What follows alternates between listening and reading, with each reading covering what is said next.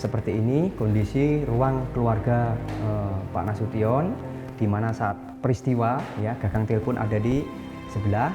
Nah, beliau menuju tempat gagang telepon dengan tujuan mau menelpon.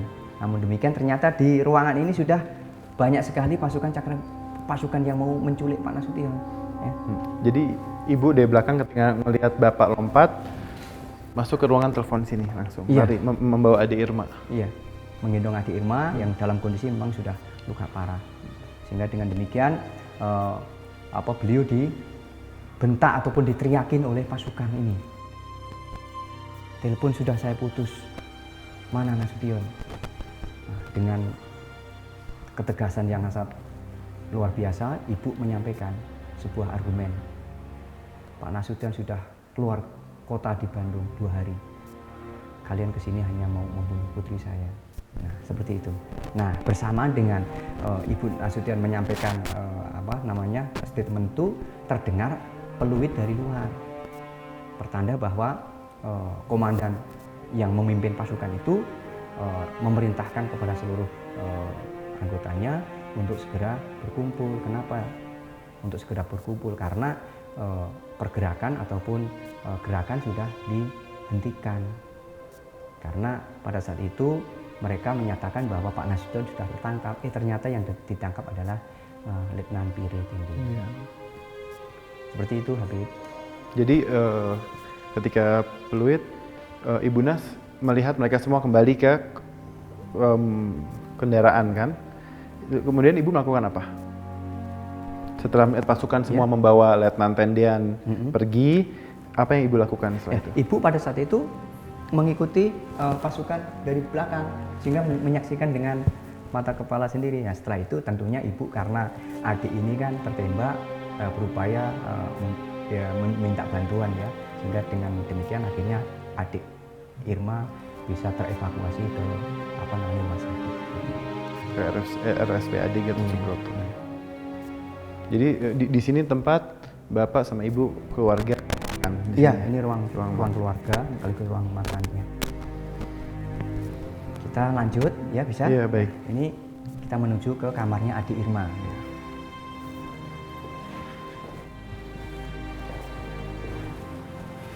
Dingin sekali, AC-nya dingin ya. Baik Habib, nah di sini kamar adik Irma Suryani ya. Seharusnya memang adik Irma tidurnya di sini, namun demikian memang sebelumnya siang harinya nenek datang dari kampung, kemudian istirahat di kamarnya adik bersama tante. Nah adik ikut ayah dan ibu. Nenek itu ibu Pak? Iya. Oh, ibu dari Pak Nas sama Bu Mardia datang ya? Iya. Nah setelah itu ternyata ada peristiwa di dini hari itu ya, di pagi hari itu sebagainya, beliau membuka jendela ini, kemudian beliau loncat. Padahal tinggi ya? Tinggi, ini kurang lebih ada 2 meter lah ya. Sehingga beliau sebenarnya cedera di pinggulnya. Nah setelah loncat kemudian menuju ke tempat istirahat para ajudan. Nah di sanalah pada akhirnya ketemu Letnan Piri Tendian. Yang mengajukan bahwa AC terdengar kabar AC meledak ya, AC Bapak meledak. Informasi dari Ibu Yanti ya, suara pertama yang beliau pahami adalah suara seperti ledakan seperti itu. Tapi pada akhirnya tembakan itu terus menerus sehingga beliau langsung meloncat ke Letnan Tendian. Ya, mungkin Letnan Tendian sudah paham ini suara tembakan bukan AC. Jadi ini dulu ke kamar Bu Yanti sendiri di sini. Iya. Waktu kejadian Bu Yanti nggak ngebuka pintu ini, langsung lompat ke luar. Yang akhirnya ruangan ini jadikan ruangan senjata milik Pak Nas. Sekarang kita pergunakan sebagai display senjata-senjata koleksinya Pak Nasution. Nah, jadi banyak sekali ini koleksi-koleksi Pak Nasution ini. Ya, ada senjata tradisional juga, senjata api juga, laras panjang, pistol ada. Bahkan ini senjata yang dipergunakan untuk menembak adik juga kita displaykan. Ini asli senjata yang menembak. Asli ada. Baik. Baik. Ada yang mau ditanyakan? Enggak, udah. Nah, Ini kita tinggal satu season lagi. Nanti kita menuju ke Pavilion Letnan Piri Tendian. ya. Baik. Baik, kita langsung menuju ke Pavilion.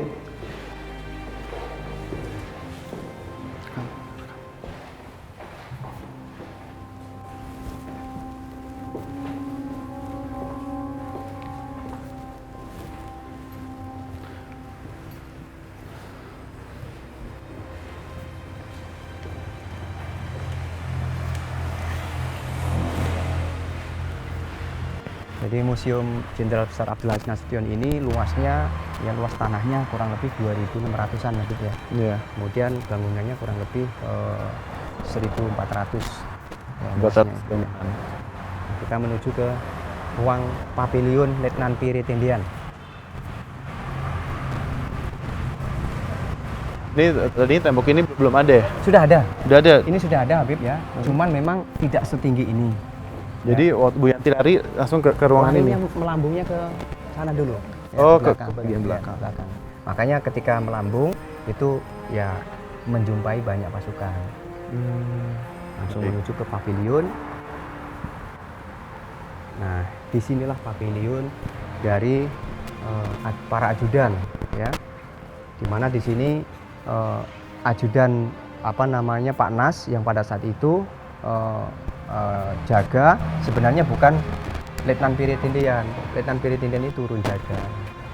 Namun demikian setelah dikasih tahu informasi oleh Ibu Yanti, nah, beliau segera keluar untuk menjumpai pasukan-pasukan itu, untuk menghadapi pasukan-pasukan ini. Ternyata setelah membuka pintu, pasukan yang mau menculik Pak Nas ini sangat banyak, sehingga pada akhirnya ditanya mana Nasution. Nah, beliau menyampaikan sebuah statement, saya Nasution, hingga akhirnya beliau ditangkap, kemudian dibawalah ke sebuah tempat dan di sanalah pada akhirnya beliau dibunuh. Iya. Mungkinkah, maksudnya para penculik ini satu, apakah mereka tidak mengenal wajah Pak Nas? Yang kedua, mungkinkah Pak Nas berada di ruangan ajudan? Atau mereka mengetahui nggak pada akhirnya kalau ini bukan Pak Nas? Iya. Jadi 3 pertanyaan tuh, Pak. Iya. Jadi mengapa mereka tidak mengenal Pak Nas? Karena memang pada era dulu ya, pada era tahun yang lalu ya kan, itu tidak seperti era digital seperti sekarang, bahwa siapapun sekarang bisa diakses melalui media. Nah, pada saat itu pucuk pimpinan TNI ya kan tentunya jarang sekali langsung berkaitan dengan yang di bawah. Biasanya yang di bawah itu kan komandan-komandan satuan bawah, ya kan? Danki, ya kan? Danton, Danyon, seperti itu. Kalau untuk Menhan Kasab sendiri mungkin tidak terlalu banyak melihat seperti itu, sehingga untuk mengenalnya sulit. Ya, pertama itu, kedua pergerakan itu kan sangat pagi ya, masih gelap. Sekali lagi pencahayaan tidak seperti sekarang, sehingga wajah tidak tampak jelas, sehingga pasti tidak kenal. Itu yang kedua. Yang ketiganya, toh pada akhirnya juga tahu bahwa dia Letnan Piri Tendian ini bukanlah Pak Nasution, seperti itu. Tetap akhirnya juga dibunuh akhirnya. Juga. Dibunuh. Iya, sebagai bukti sebuah pengabdian, Ya. perisai. 2 perisai. Ya, jadi ini sangat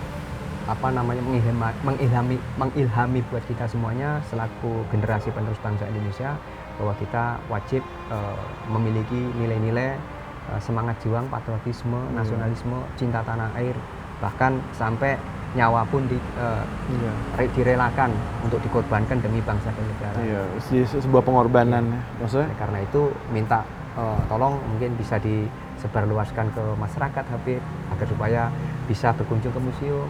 Iya, insya Allah. Mudah-mudahan nanti banyak menarik dari masyarakat, dari para pemuda-pemudi untuk selalu datang melestarikan museum ini, untuk bagaimana melihat pengorbanan dari sebuah pemuda, bahkan anak kecil pun tidak ada alasan. Kita lihat tadi Irma Suryani umur 5,5 tahun menjadi korban. Iya. Nah, saya mau lihat ini, Pak. Ini tadinya kamarnya Letnan Tendian dan ajudan semua di sini. Kamar para ajudan, ada Letnan Piri Tendian, ada Pak Hamdan juga salah satu ajudan juga tinggal di situ kalau pas naik ya. Jadi yang sana tempat penjagaan, sini ruangan ajudan itu. Habib, setelah ini kita menuju ke diorama. Diorama pengabdian Pak Nasution diawali dari era proklamasi Pak Karno 1745 sampai beliau memimpin sidang MPRS tahun 60. Kita masuk Baik. ke diorama.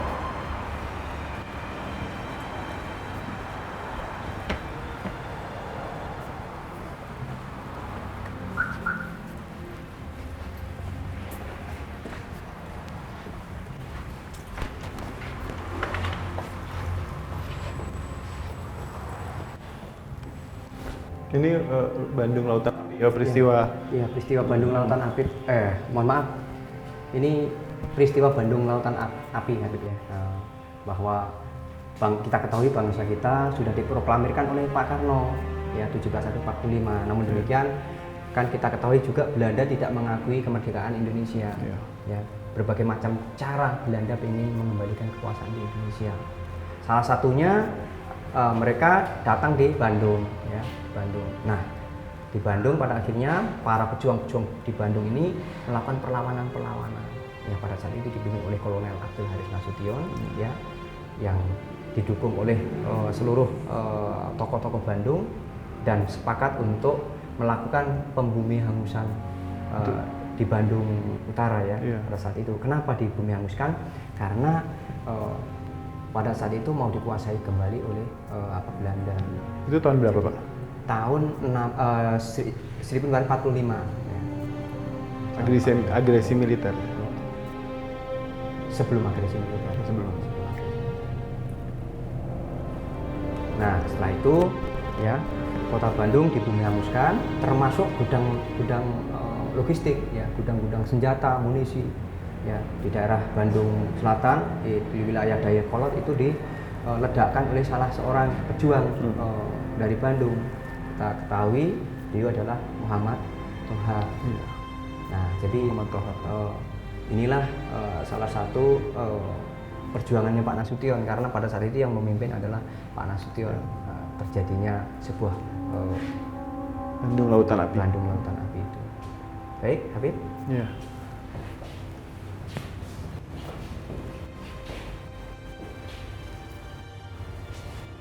Jadi teman-teman di tempat ini disediakan petunjuk dari diorama, baik dengan bahasa Indonesia maupun dengan bahasa Inggris. Ya, ada deskripsi. Ya, ada deskripsi. Lanjut diorama berikutnya adalah diorama tentang Hijrah Siliwangi ya, Bib ya.